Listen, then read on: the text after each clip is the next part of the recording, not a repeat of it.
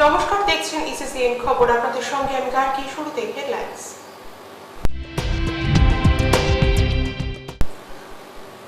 50 সদস্য স্বামীকে হেনস্থার অভিযোগ গ্রাম পঞ্চায়েত প্রধান ও তার স্বামীর বিরুদ্ধে।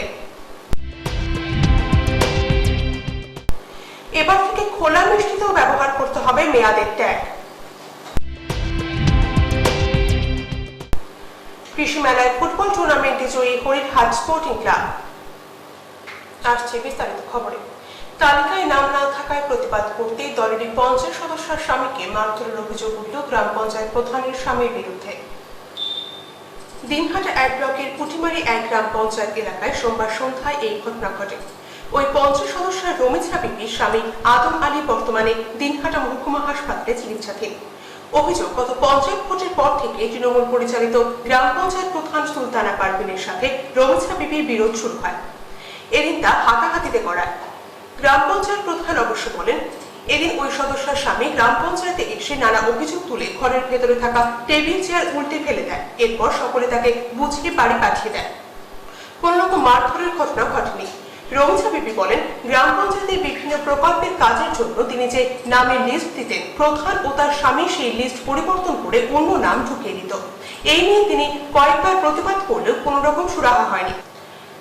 শৌচাগারের একটি লিস্ট থেকেও তার দেওয়া নামগুলো কেটে দেওয়ায় তার স্বামী আদম আলী প্রতিবাদ করলে গ্রাম পঞ্চায়েতের ভেতরেই তাকে হেনস্থা করা হয়। এরপর সন্ধ্যায় তাকে মারধর করা হয়।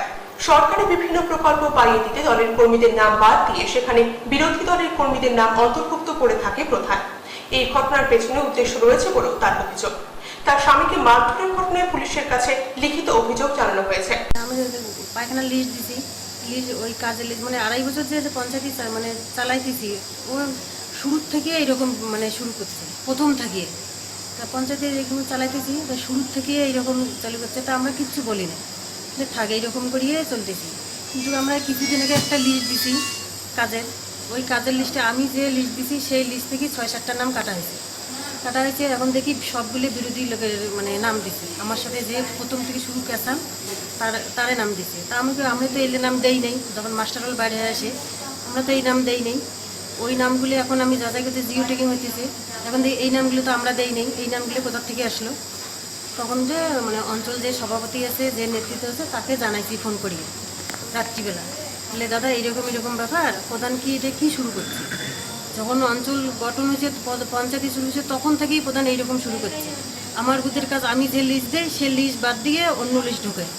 এটি প্রধান কি শুরু করছে? তারপরে ঠিক আছে, কালকে 2টের সময় আসো, অঞ্চলের প্রধানের সঙ্গে বসে একটা মানে মীমাংসা করা যাবে, কি এটা কি ব্যাপার আছে। তখন কি করলো, আজকে আমার হাজব্যান্ড মানে অঞ্চলে গেছে, জায়গায় গিয়ে এটি কী হয়েছে, যে ঝাঁক জানাচ্ছে সে লোক তো আসে নাই, প্রধান ছিল। প্রধানের সঙ্গে এখন এই লিস্ট ব্যাপারে নিয়ে একটু কথার কাটাকাটি হয়েছে। হওয়ার পরে অঞ্চল থেকে যখন ওইটা মীমাংসা হয়ে গেলে, ঠিক আছে, সবাই লোক অফিস স্টাফ ছিল, তখন ওদেরকে ঠিক আছে, এগুলো নিয়ে কোনো আর বাড়বান্তি করার দরকার নাই, সবাই মানে ক্যাসাল বেশি বাড়ার দরকার নাই, বাইর করে দিছি। দেওয়ার পরে যখন রাস্তায় যাচ্ছে, তখন ওই প্রধান তো সবসময় গুন্ডে লোক রাখে সবসময়ের জন্য, প্রধান তো একা থাকে না। তখন যেই আমার স্বামী, আমার ছেলে গেছে, ভাগ্নে গেছে, যেই ওরা মানে পানের দোকানে পান খেতে গেছে, পিছন থেকে প্রধানের যে লোকগুলো আছে, ছেলেপেলেগুলো, ওরা আসি একদম পিছন থেকে লোহার রড ছুরি ওগুলো নিয়ে মানে আসি পিছন থেকে মার দিচ্ছে।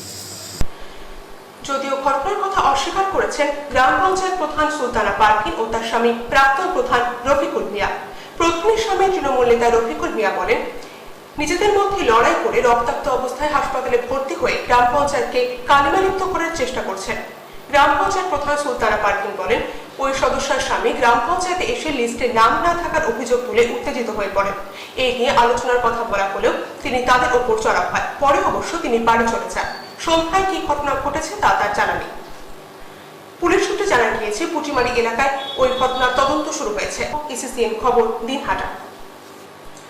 মাসখানেক আগে ঘোষণা হলেও মিষ্টির দোকানগুলোতে আজও ট্যাগ ব্যবহার করা হয়নি। সরকারি ঘোষণা অনুযায়ী খোলা ও প্যাকেটজাত মিষ্টি ব্যবহারের ক্ষেত্রে মেয়াদ লেখা ট্যাগ ব্যবহার করার জন্য দোকান মালিকদের নিয়ে বৈঠক করল স্বাস্থ্য দপ্তর। সেই বৈঠকে সরকারিভাবে ঘোষণা অনুযায়ী সেই নির্দেশ মেনে চলার জন্য ব্যবসায়ীদের জানিয়ে দিল স্বাস্থ্যকর্তারা। মঙ্গলবার দিনহাটা মহকুমা হাসপাতালের সুপারের ঘরে এই বৈঠক অনুষ্ঠিত হয়। সেখানে উপস্থিত ছিলেন মহকুমা হাসপাতালের সুপার রঞ্জিত মণ্ডল, সহকারী সুপার পৃথা পাল, স্বাস্থ্য দপ্তরের মহকুমা খাদ্য সুরক্ষা আধিকারিক তাপস সরকার, মহকুমা ব্যবসায়ী কল্যাণ সমিতির সম্পাদক উৎপলেন্দু রায়, মিষ্টি ব্যবসায়ী সমিতির বাপ্পা সাহা, সম্রাট সাহা, সানি তালুকদার প্রমুখ। এদিনে এই বৈঠকে স্বাস্থ্য দপ্তরের আধিকারিকরা মিষ্টি ব্যবসায়ীদের নির্দেশ দেন সরকারি ঘোষণা অনুযায়ী প্যাকেটজাত মিষ্টির ব্যবহারের মেয়াদ লেখা ট্যাগ ব্যবহার করতে হবে। এছাড়া মিষ্টির গুণগত মান নিয়ে যাতে কোনোভাবেই অভিযোগ না ওঠে সেটাও বিশেষভাবে দেখতে বলা হয়। আগামী সপ্তাহ থেকে মিষ্টি ব্যবসায়ীরা ট্যাগ ব্যবহার করবেন বলেও জানা গিয়েছে। এদিকে মিষ্টির দোকানগুলোতে কোন রকম খাবারের মেয়াদ উল্লেখ না থাকায় অনেকেই মান নিয়ে প্রশ্ন তোলেন। কখনো কখনো 2-3 দিন আগের জিনিসও বিক্রি করা হচ্ছে বলে অভিযোগ কান পাতলে শোনা যায়। মিষ্টির দোকানে বিক্রি হওয়া মিষ্টি ফেরত নেওয়া হয় না বলেও অনেক দোকানে উল্লেখ রয়েছে, যার ফলে মেয়াদ লেখা না থাকায় গ্রাহকদের সেই মিষ্টি নিয়ে যেতে হচ্ছে। সরকারি এই সিদ্ধান্তকে স্বাগত জানান গ্রাহকদের অনেকেই। হঠাৎ করে সরকারি এই ঘোষণায় সমস্যায় পড়েছেন মিষ্টি ব্যবসায়ীরা। তবে ঘোষণা অনুযায়ী দ্রুত যাতে ট্যাগ ব্যবহার করা যায় সেদিকেও তারা উদ্যোগী হয়েছেন। এদিনের এই বৈঠক শেষে মিষ্টান্ন ব্যবসায়ী সমিতির দিনহাটা শাখার সম্পাদক বাপ্পা সাহা বলেন, প্যাকেটজাত কোনো খাবারে প্যাকেট তৈরি ও মেয়াদের তারিখ দেওয়া সহজ, কিন্তু মিষ্টির ক্ষেত্রে এটা একটি কাঁচামাল। কোনো মিষ্টির 2 দিন বা 3 দিন থাকে। আবহাওয়ার জন্য অনেক সময়ের আগেই খারাপ হয়ে যায়, সেটা তাদেরকেই দেখতে হবে। পাশাপাশি সরকারি ঘোষণা অনুযায়ী আগামী 1 সপ্তাহের মধ্যে যাতে ট্যাগ ব্যবহার করা যায় সেটাও বিশেষভাবে নজর দেবে। এটা অ্যাকচুয়ালি কঠিন সমস্যা, যেখানে প্যাকেটিংয়ের গায়ে আমরা ম্যানুফ্যাকচারিং ডেট দিলাম, সেটা প্যাকেটিংয়ের ভিতরেই থাকছে। সেটা আমাদের ম্যানুফ্যাকচারিং ডেট দেওয়া এবং এক্সপায়ারি ডেট দেওয়াটা সহজ, এবং কাস্টমারের ক্ষেত্রেও সেটা সহজ, মানে প্যাকেটটা না ফাটা পর্যন্ত সেটা ঠিক থেকে যাচ্ছে। কিন্তু মিষ্টি একটা কাঁচা মাল, তার উপরে ম্যানুফ্যাকচারিং ডেট, কোনো মিষ্টি 2 দিন টিকছে, কোনো মিষ্টি 3 দিন টিকছে, এমনকি যে মিষ্টিটা 2 দিন টিকবে সেটা হয়তো ওয়েদারের কারণে 1 দিন লাস্টিং করবে। সরকারি নির্দেশিকা অনুযায়ী হয়তো 2 দিন আমাদেরকে ট্যাগ দিতে হবে। সেটা আমাদের বুঝতে হবে যে এটা যদি খারাপ হয়ে যায় তাহলে আমরা ম্যানুফ্যাকচারিং মানে এক্সপায়ারি ডেটের আগে যদি খারাপ হয়ে যায় তাহলে আমাদেরকে সেটা সরাতে হবে। এটা পুরোটাই অ্যাকচুয়ালি আমাদের মানে সততার উপরে নির্ভর করে যে আমরা কতটুকু সঠিক জিনিসটা খাওয়াবো প্রত্যেকটা। আর আমাদের মানে মিষ্টিটা যদি আমরা ভালোটা খাওয়াই তাহলে আমাদেরই মিষ্টির দোকানদারদের নাম হবে, সেটা আমরা ভালোই বুঝি। তারপরেও সরকারি নির্দেশ অনুযায়ী যেভাবে যে মিষ্টির উপরে যতদিন এক্সপায়ারি ডেট থাকে সেই হিসাবে আমরা ট্যাগ লাগিয়ে আগামী 1 সপ্তাহের মধ্যেই প্রত্যেকটা দোকানে চেষ্টা করব সেখানে মিষ্টির ম্যানুফ্যাকচারিং ডেট থাকুক, এক্সপায়ারি ডেট থাকুক, এবং আমরা অবশ্যই আমাদের সব থাকতে পারে।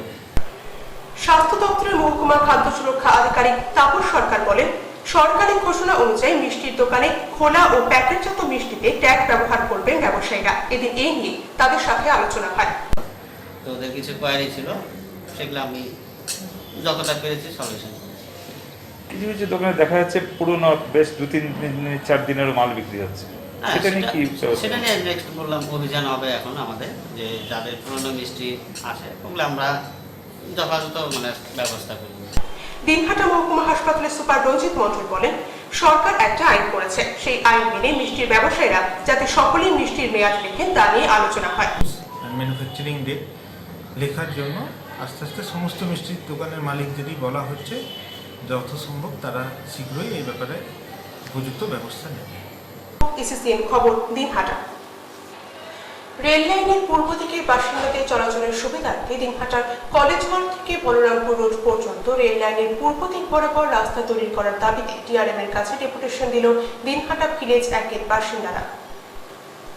মঙ্গলবার দিনহাটা স্টেশন মাস্টারের মাধ্যমে এই ডেপুটেশন দেওয়া হয়। এলাকায় রাস্তা না থাকায় বাসিন্দাদের ঘুরো পথে আসতে হয় দিনহাটা শহরে। এমনকি ওই এলাকায় অগ্নিকাণ্ডের ঘটনা ঘটলেও সমস্যায় পড়তে হয় দমকল কর্মীদের।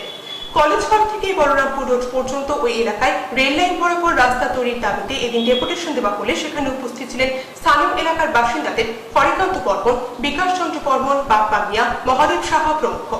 এদিনের এই ডেপুটেশন দেওয়ার সময় বাসিন্দারা বলেন, রাস্তা হলো এলাকার উন্নয়নের সোপান, আর তাদের চলাচলের জন্য সেভাবে কোনো রাস্তা না থাকায় সমস্যায় পড়তে হয়। দিনহাটা শহরের পাশ দিয়ে যে রেল লাইন গেছে তার পূর্ব দিকে একটি বিশাল জনবসতি রয়েছে। বেশ কয়েকটি গ্রামের বাসিন্দাদের ঘুরপথে আসতে হয়, যার ফলে স্কুল কলেজের ছাত্রছাত্রী থেকে শুরু করে সাধারণ মানুষ সহ এলাকার বাসিন্দাদের চলাচল করার ক্ষেত্রে প্রচন্ড সমস্যার সৃষ্টি হয়েছে। এর জন্য রেল লাইনের ধার দিয়ে যদি একটি রাস্তা তৈরি করা হয় তাহলে বাসিন্দাদের এই সমস্যার সমাধান হবে। এদিন দিনহাটা স্টেশন মাস্টার মনীশ কুমার ঠাকুরের হাতে ডেপুটেশন তুলে দেওয়ার সময় সমস্যাগুলো নিয়ে দীর্ঘ সময় আলোচনা হয়। পরে স্টেশন মাস্টার এই ডেপুটেশন ঊর্ধ্বতন কর্তৃপক্ষের কাছে পাঠিয়ে দেবেন বলে বাসিন্দাদের জানিয়েছেন। তাদের এই এলাকায় রাস্তা তৈরি না হলে আগামীতে তারা বৃহত্তর আন্দোলনে নামার হুমকি দেয় ইসিসিএন খবর দিনহাটা। এখন বিরতি, ফিরে আসছে বিরতির পর আরো খবর নিয়ে, দেখতে থাকুন ইসিসিএন খবর। 8 দলীয় নকআউট ফুটবল টুর্নামেন্টের ফাইনাল খেলা অনুষ্ঠিত হল মঙ্গলবার। কৃষি মেলা মাঠ সুরক্ষা কমিটি ও বসুন্ধরা পাঠাগারের উদ্যোগে নকআউট ফুটবল টুর্নামেন্টের এদিনের এই ফাইনাল খেলায় টাইব্রেকারে জয়ী হল হরিরহাট স্পোর্টিং ক্লাব। দিনহাটা কৃষি মেলা ফুটবল মাঠে হরিরহাট দল খাতামারি অবরোধ সংখ্যকে পরাজিত করে। খেলার নির্ধারিত সময়ে দুই দলই একটি করে গোল দেয়, পরে টাইব্রেকারে 4-1 গোলে খেলার নিষ্পত্তি হয়। এদিন ফাইনাল খেলা শুরুর আগে পরপর দুটি সেমিফাইনাল খেলা অনুষ্ঠিত হয়। প্রথম সেমিফাইনাল খেলায় নয়ারহাট ইন্ডিয়ান বয়েজ ক্লাব মুখোমুখি হয় খাতামারি অবরোধ সংঘে। খাতামারি দল 3-1 গোলে জয়ী হয়ে ফাইনালে ওঠে। দ্বিতীয় সেমিফাইনাল খেলা হরিরহাট স্পোর্টিং ক্লাব মুখোমুখি হয় কুচিপাড়ি মিলন সংঘের বিরুদ্ধে। হরিরহাট স্পোর্টিং ক্লাব 4-1 গোলে জয়ী হয়ে ফাইনালে ওঠে। এদিন এই খেলায় মাঠে উপস্থিত ছিলেন সমাজকর্মী মোস্তাক মিয়া, একরামুল হক, বিজয় সাহা, যোগেশ দাস প্রমুখ। 3 দিন ব্যাপী নকআউট ফুটবল টুর্নামেন্টের বিজয়ী ও রানার্স দলের হাতে ট্রফি তুলে দেওয়া হয়। আয়োজকদের সুজন দাস জানান, এদিনের খেলায় ম্যান অব দি ম্যাচ হয় বিজয়ী দলের জায়দুল হক। টুর্নামেন্টে সেরা হয় খাটামারি দলের মিলন বর্মন। ইসিসিএন খবর দিনহাটা। দিনহাটা ডলফিন একাডেমির পরিচালনায় 8 দলীয় নকআউট ফুটবল টুর্নামেন্টের প্রথম সেমিফাইনাল খেলায় জয়ী হল আলিপুরদুয়ার। মঙ্গলবার দিনহাটা সংহতি ময়দানে গোসারিমারি একাদশকে 2-0 গোলে পরাজিত করে। বুধবার ফাইনাল খেলায় মুখোমুখি হবে আলিপুরদুয়ার ও হরিরহাট স্পোর্টিং ক্লাব কিতালদহ। এদিনের এই খেলাকে ঘিরে বেশ উৎসাহ লক্ষ্য করা যায়। ইসিসিএন খবর দিনহাটা। ইসিসিএন খবর এখনকার মতো এ পর্যন্তই। দেখতে থাকুন ইসিসিএন খবর, সবার মাঝে সবার সাথে।